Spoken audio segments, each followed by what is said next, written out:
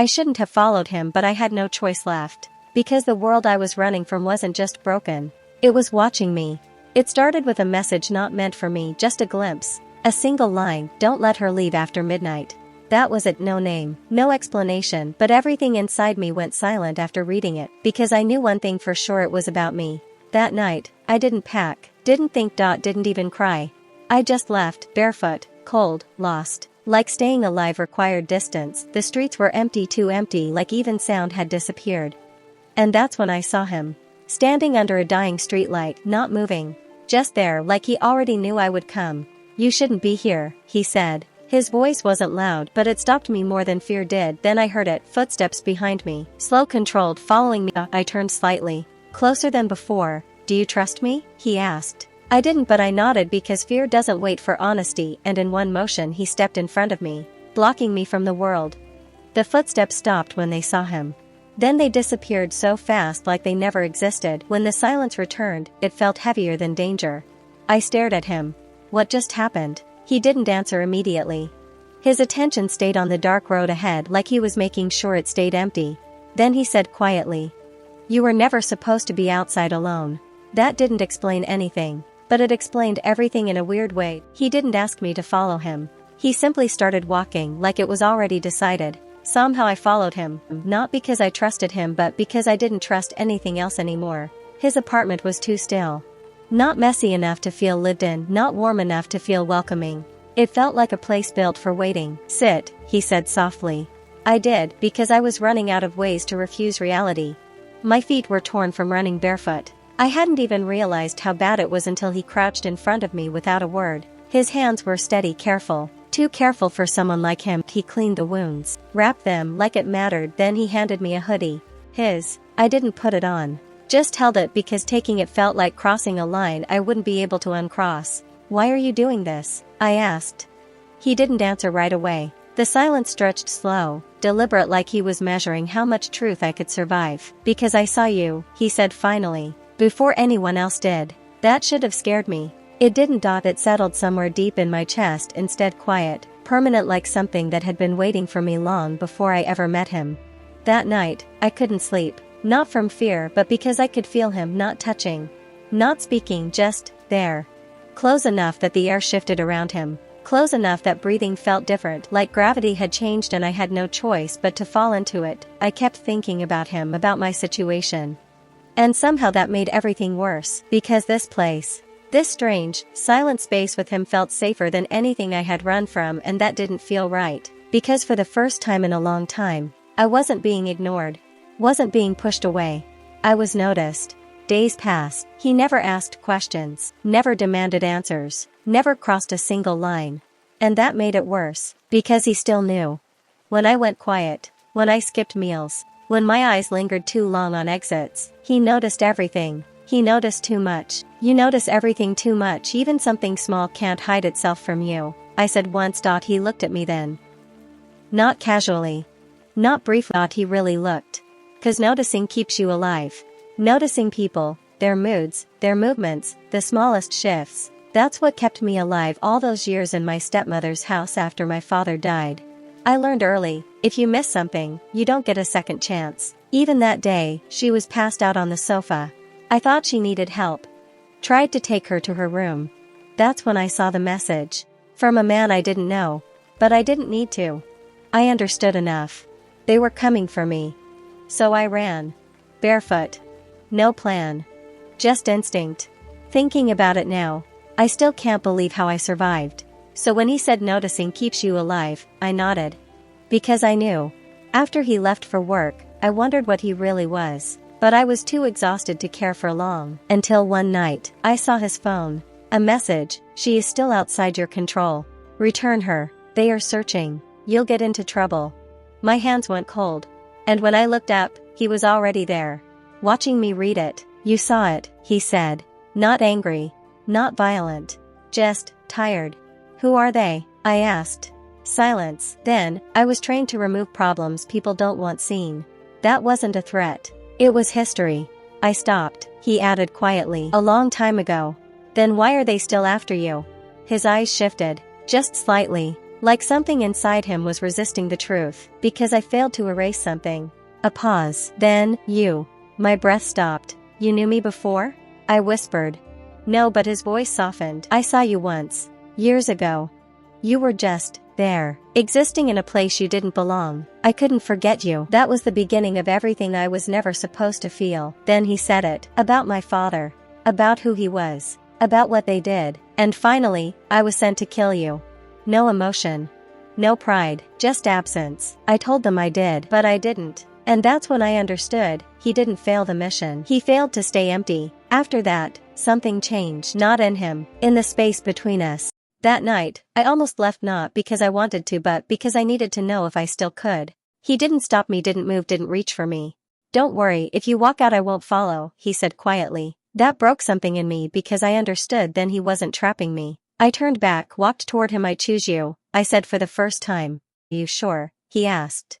Yes. That was enough. His hand lifted, stopped just before my face, waiting like permission mattered more than instinct, and when I didn't move away he finally touched my cheek. Carefully, like I was something he had been afraid to ruin. Then he said it so quietly I almost didn't hear it. I've spent years learning how not to want anything. A pause. But you make that difficult. That was the moment I realized, he wasn't just protecting me. He was fighting himself around me, and when I didn't move away, he finally touched me. Carefully. But somewhere deep in the house, his phone lit up again.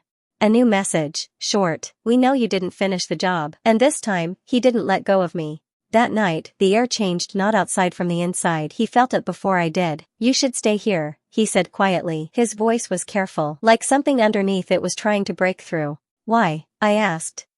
Then a knock, not deliberate, 3 knocks, perfect rhythm. Like whoever stood outside already knew exactly how this would unfold. His expression shifted just slightly, but I saw it. That was the first time I realized he wasn't afraid of them, he was afraid of losing me. Don't move. She's not leaving, he said. After a pause there was a quiet laugh from outside. You're getting attached. That word changed everything. Attached, like it was a weakness, like it was something he wasn't allowed to feel. He didn't respond, but I saw it. The tension in his hand, the way his fingers curled. And then he closed the door. Like ending a conversation that didn't deserve to continue. When he turned back to me his expression softened, like whatever darkness had surfaced was already being pushed back down. It's fine, he said, but it wasn't. I could feel it. Who were they? I asked. He looked at me for a long moment, longer than necessary, like he was studying me, not just answering me. People I stopped working for. My stomach tightened. Working for what? He stepped closer into my space, into my breathing. For finishing unwanted things for money, he said. A pause, then softer. Don't worry, they can't do anything under my watch. Even they know that. That's why they choose to attack you when I was out of town. Those sentences didn't leave the room. It stayed. It settled because suddenly, I understood something I wasn't ready to understand. His entry in my life didn't start the day I end. It started long before that, before I noticed anything, before I knew I was being watched. That night he didn't sleep. At some point, I whispered. You're not going to leave me, are you? He looked at me immediately, too fast, like the idea itself triggered something deeper than thought. No. No hesitation, no doubt, just certainty. Then quieter. Even if I should. That was when it shifted. Completely, because I realized he wasn't staying because it was right. He was staying because he couldn't stop himself anymore. He made coffee like nothing had changed, but his eyes, they never rested. Windows, door, corners, and me, always back to me. You're thinking too much, I said softly. I'm thinking enough, he replied. Then he looked at me and something in his expression was different. My chest tightened. What do you mean? He didn't answer. Instead he reached out, stopped just before touching my hand, not because he wasn't sure, but because he was waiting, watching. If I pull away. I didn't.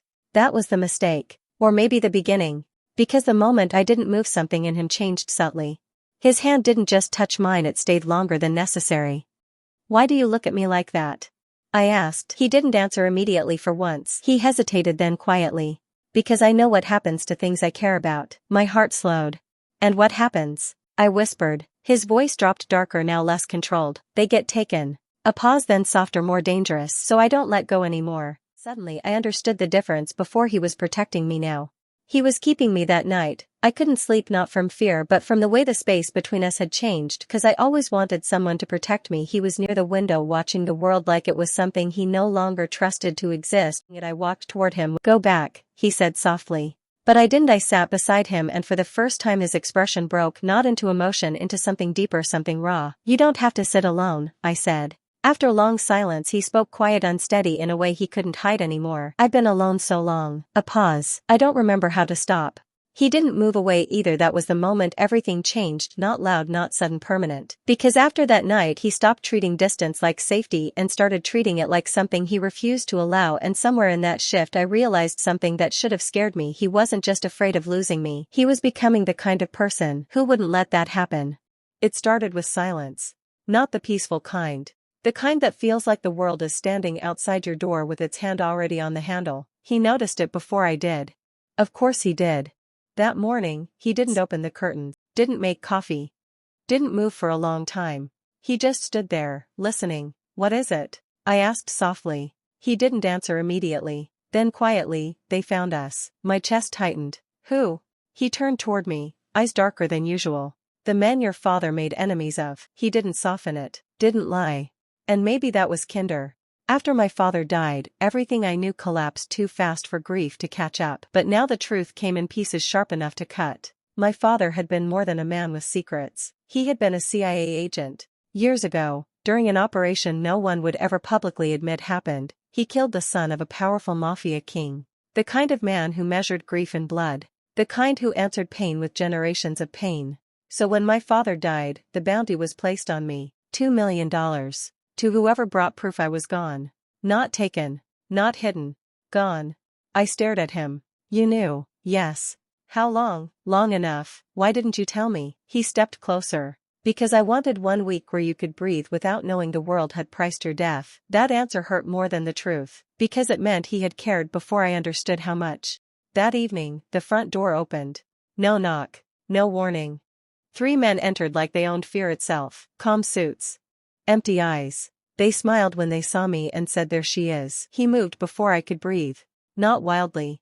Not loudly. Just fast. The first man hit the floor before I understood what happened. The second reached for his coat and never finished the motion. The third backed away, suddenly aware the stories about him had probably been true. He stood between me and them. Cold in a way I had never seen, directed outward. You should have stayed away, he said. The last man laughed shakily. You chose a girl over money? Over freedom? He tilted his head slightly. No, a pause. I chose her over everything. Then the fight ended, quickly, terrifyingly.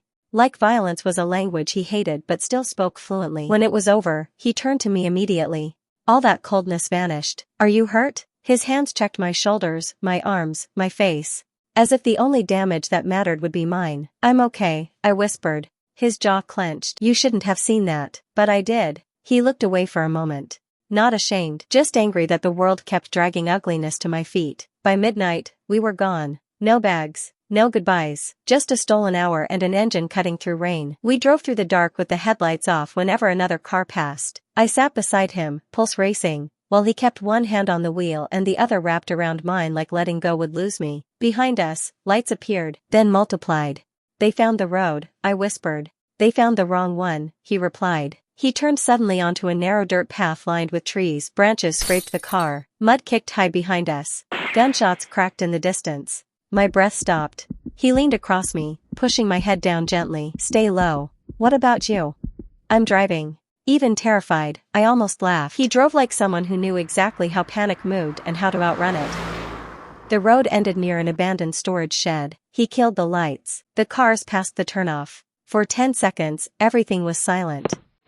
Then footsteps. He looked at me. Stay here. No, his voice lowered. Please. That single word scared me more than the guns. He stepped into the dark.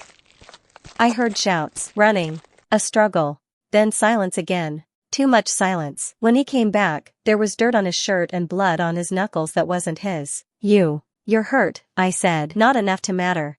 It matters to me. He froze, just for a second, then something in his expression softened in a way violence never could. We kept moving. 2 trains. 1 fishing boat. A bus where he never slept once. Cheap motels where he checked windows 3 times before letting me inside. Back roads where every passing engine made him tense. Once, at a roadside diner, I came back from the restroom and found him standing over a man who had tried to photograph me. The man was pale, shaking, deleting everything. He looked at me the moment I returned and stepped back like nothing happened. You okay? He asked. I stared. You're terrifying. Only when necessary. Then, after a pause, did he look at you too long? I should have been concerned. Instead, I laughed. Weeks later, we reached a small countryside town folded between hills and farmland where no one asked names if rent was paid on time. We rented a tiny white house with a crooked fence, wild roses, and a kitchen too small for 2 people. He insisted it was perfect. It leaks when it rains, I pointed out. I'll fix it. You don't know how. I'll learn. And he did, badly.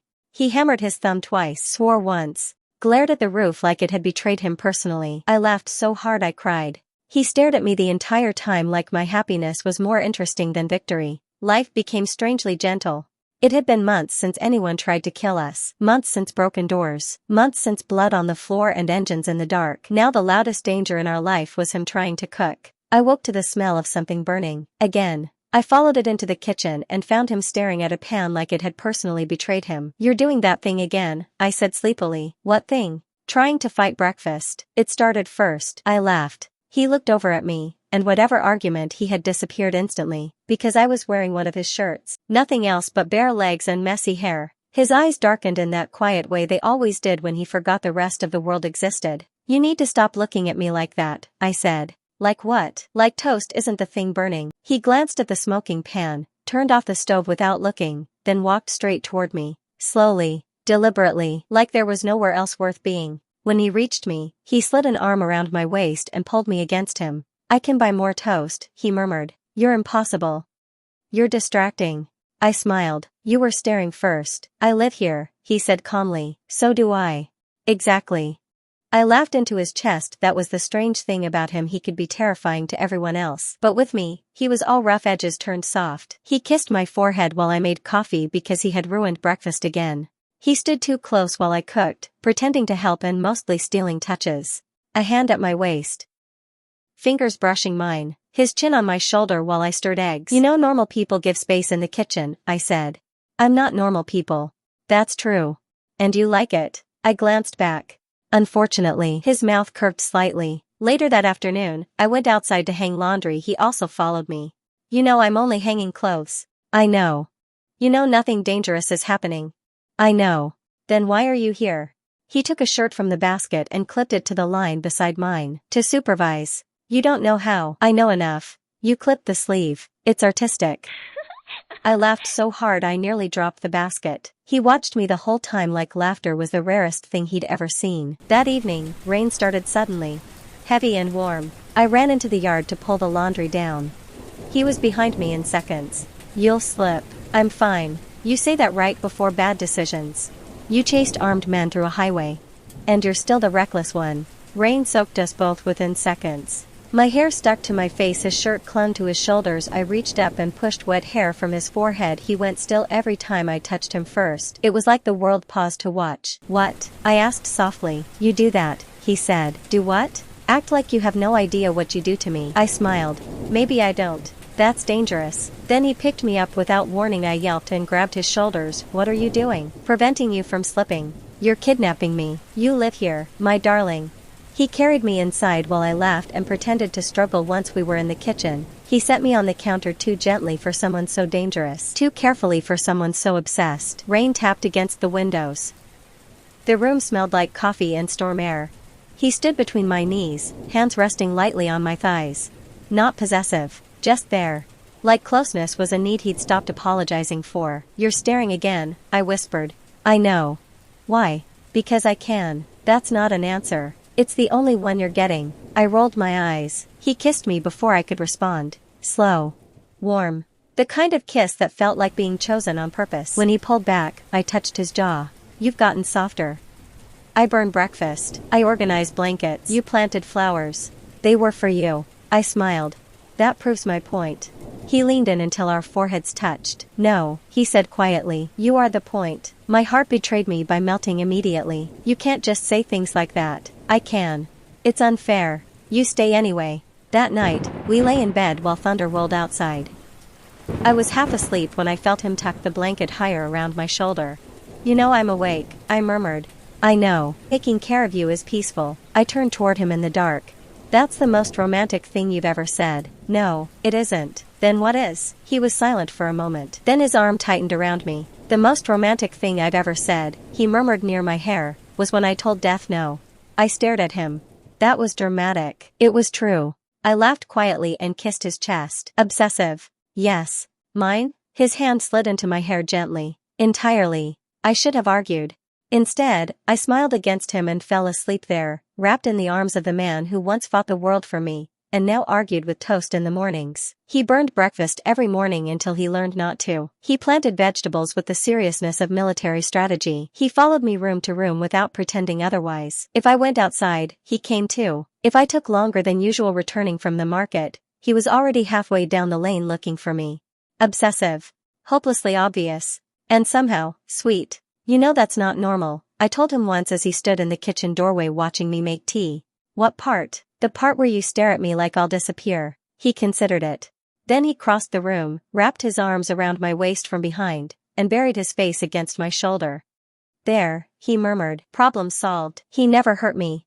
Never frightened me with his devotion. If anything, he treated me like something sacred and breakable, even when I wasn't. He memorized how I liked my coffee, kept blankets warmed near the fire because my feet got cold, learned to braid my hair badly just because I once mentioned wanting to know how it felt, bought flowers because I paused to smell some on a walk, and when nightmares dragged me awake, he held me like sleep itself had offended him. Sometimes I'd catch him watching me while I read, while I folded laundry, while I simply existed. What? I'd ask. Nothing.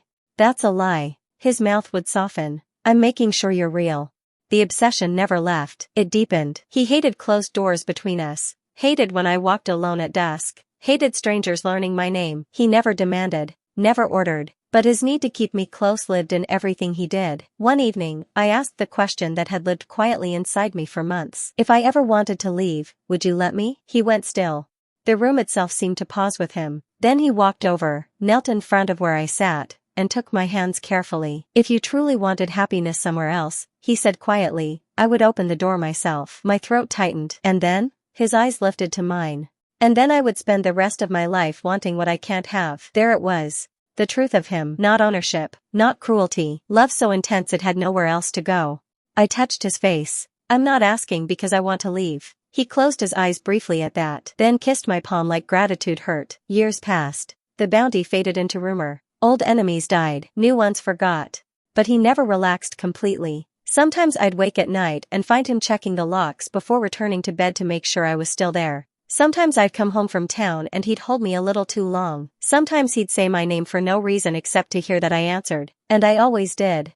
We looked happy to everyone else. We were happy. That was the strange part. Our love was not simple. It was watchful, possessive, tender to the point of ache. He loved me like the world had once tried to take me and he had never forgiven it. I loved him knowing fully what he was. Knowing he would never let go easily. Knowing some part of him would always stand between me and every exit. And choosing him anyway. One night, years later, I found him in the garden staring at the stars. What are you thinking about? I asked. He pulled me into his lap as if distance was still offensive. How close I came to never meeting you. That's dramatic. It's true. Then his arms tightened around me. Too much. Just enough. You know I'm obsessed with you, he said into my hair. I know. You know I'll never stop. I know. You know I'd follow you anywhere. I turned and kissed him softly. I know. He looked almost troubled. That doesn't scare you? I smiled against his mouth. It should. A pause. But I stayed.